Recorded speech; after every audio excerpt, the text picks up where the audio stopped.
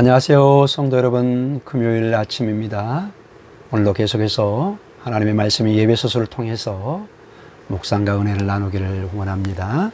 오늘 저희가 읽을 본문의 말씀은 예배소서 3장 1절에서 7절까지의 말씀입니다. 우리 함께 읽도록 하겠습니다. 이러므로 그리스도 예수의 일로 너희 이방인을 위하여 갇힌 자 된 나 바울이 말하거니와 너희를 위하여 내게 주신 하나님의 그 은혜의 경륜을 너희가 들었을 터이라. 곧 계시로 내게 비밀을 알게 하신 것은 내가 먼저 간단히 기록함과 같으니 그것을 읽으면 내가 그리스도의 비밀을 깨달은 것을 너희가 알 수 있으리라. 이제 그의 거룩한 사도들과 선자들에게 성령으로 나타내신 것 같이 다른 세대에서는 사람의 아들들에게 알리지 아니하셨으니 이는 이방인들이 복음으로 말미암아 그리스도 예수 안에서 함께 상속자가 되고 함께 지체가 되고 함께 약속에 참여하는 자가 됨이라.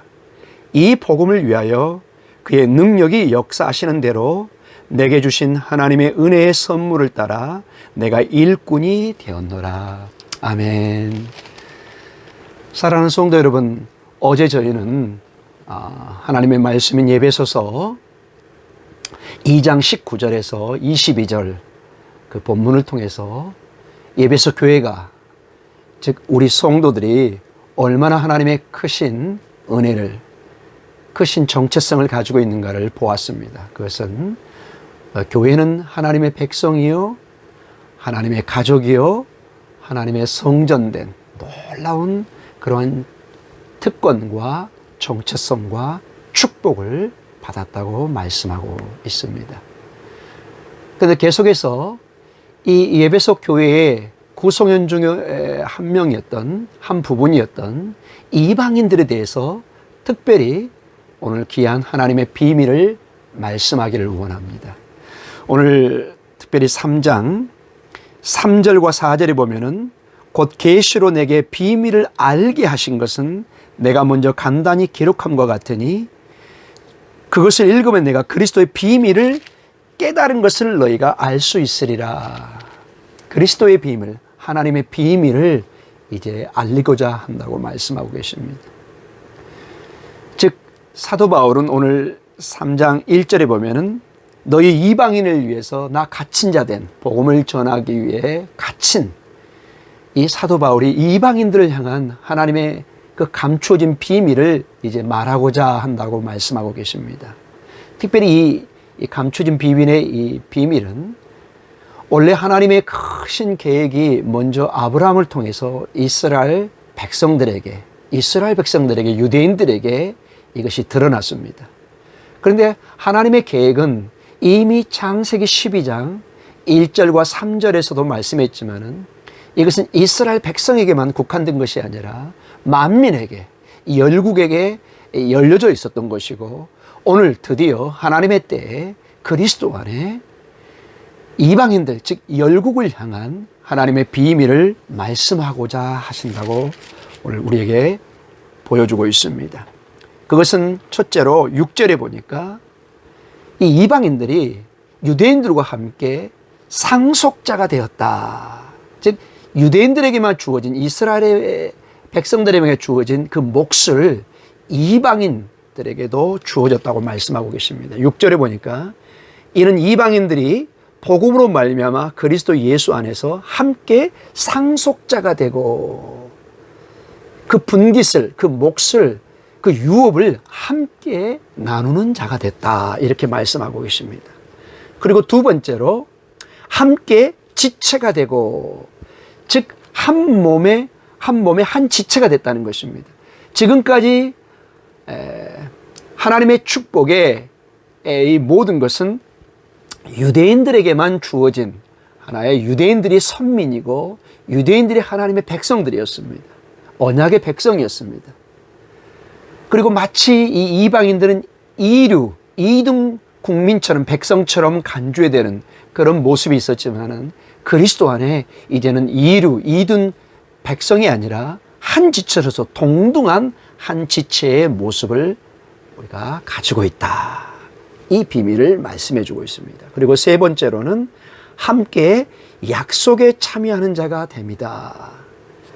즉 원래 하나님께서 아브라함에게 주셨던 창세기 12장 1절과 3절에 나와 있는, 특별히 3절에 나와 있는 그 하나님의 축복이, 열국을 향한 그 축복이 이제 이스라엘 백성과 동일하게 이방인 너희들에게 주어지고 있다. 이 비밀을 오늘 말씀해 주고 있습니다. 사도 바울은 이러한 이방인을 향한 하나님의 큰 그 비밀을 전하기 위해서, 이 복음의 비밀을 전하기 위해서 사도가 되었고 그 사역을 감당하고 있다고 말씀하십니다. 그 본문을 다시 한번 읽어보겠습니다. 3장 1절입니다. 이러므로 그리스도 예수의 일로 너희의 이방인을 위하여 갇힌 자 된 나 바울이 말하거니와. 이러한 복음을 전하기 위해서 감옥에 갇히는 그런 수고로움을 견뎌내고 있다는 것입니다. 그리고 7절에 보니까 이 복음을 위하여 그의 능력이 역사하시는 대로 내게 주신 하나님의 은혜의 선물을 따라 내가 일꾼이 되었다. 이 복음, 즉 유대인뿐만 아니라 이방인에게도 이 놀라운 하나님의 비밀이 있었다. 이것을 전하기 위해서 이방인의 사도가 되었다. 일꾼이 되었다. 이렇게 말씀하고 계십니다.